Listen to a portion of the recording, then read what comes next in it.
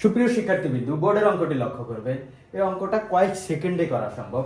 আমরা বেসিক ধরে ধরে শিখব, তারপর অঙ্কগুলো মূল নীতিটা বুঝে কয়েক সেকেন্ডের মধ্যে সমাধান করে ফেলব। পিতা ও পুত্রের বর্তমান বয়সের অনুপাত 7:2। পিতার বর্তমান বয়স 42 বছর। 10 বছর পূর্বে পুত্রের বয়স কত ছিল? দেখেন, পিতা ও পুত্রের বর্তমান বয়সের অনুপাত কত? 7:2। বিষয়টা হচ্ছে পিতা ও পুত্রের বয়সকে একসাথ করে 7:2 অনুপাতে ভাগ করছে, মানে মোট 9 ভাগ করছে। 9 ভাগের মধ্যে 7 ভাগ হচ্ছে পিতা আর 2 ভাগ হচ্ছে পুত্রের। বয়সটাকে, পিতা ও পুত্রের বয়সটাকে যোগ করে মোট কয় ভাগ করছে? 7+2, মোট 9 ভাগ করছে। 9 ভাগ করে 7 ভাগ হচ্ছে পিতা আর 2 ভাগ হচ্ছে পুত্রের। দেখেন 7 ভাগে কত পড়ছে এটা বলা আছে। 7 ভাগে পড়ছে কত? 42। 7 ভাগে যদি 42 পড়ে, তাহলে 1 ভাগ সমান কত হয়? 1 অনুপাত কত হয়?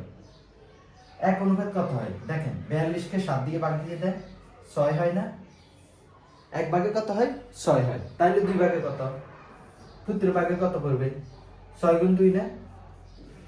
12। তার মানে পুত্রের বয়স হচ্ছে 12 বছর আর পিতার বয়স হচ্ছে 42 বছর।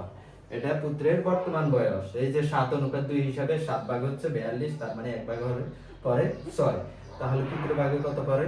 12। পুত্রের বয়স হচ্ছে 12। তো 10 বছর পূর্বে পুত্রের বয়স কত ছিল? বর্তমান বয়স যদি 12 হয়, 10 বছর পূর্বে, 10 বছর পিছনে তার বয়স কত ছিল? নিশ্চয়ই 2। 12 মাইনাস 10। এই যে আনসার। এভাবে বেসিক ধরে ধরে শিখবেন, অঙ্ক নিচ থেকে রিয়েলাইজ করবে, দেখবেন অঙ্ক সবই ইজি, কোনো শর্টকাট পদ্ধতি না। অন্য শিক্ষকরা কিভাবে পড়ায় না পড়ায় জানি না, তবে আপনি অঙ্কর বেসিক থেকে শিখবেন। ওই বেসিক বিষয়টাই আপনার মনে থাকবে। অন্য কোনো নিয়ম, অন্য কোনো শর্টকাট পদ্ধতি বা অন্য কোনো টেকনিক আপনার কিছুই মনে থাকবে না।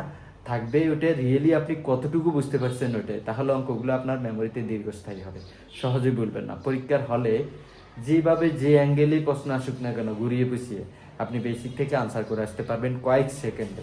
এই অঙ্কটা সমাধান করতে কত সময় লাগতে পারে? দেখেন তো 7:2, মানে 9 ভাগ করছে, 7 ভাগ হচ্ছে 42, তাহলে 1 ভাগে পরে কত? 6। 1 ভাগে যদি 6 পড়ে, তাহলে পুত্রের বয়স 2 ভাগে কত করবে? 2 ভাগে পরে 12। 12 হলে পুত্রের বর্তমান বয়স 12। তাহলে 10 বছর পূর্বে পুত্রের বর্তমান বয়স কত ছিল? 10 বছর পূর্বে নিশ্চয় 2।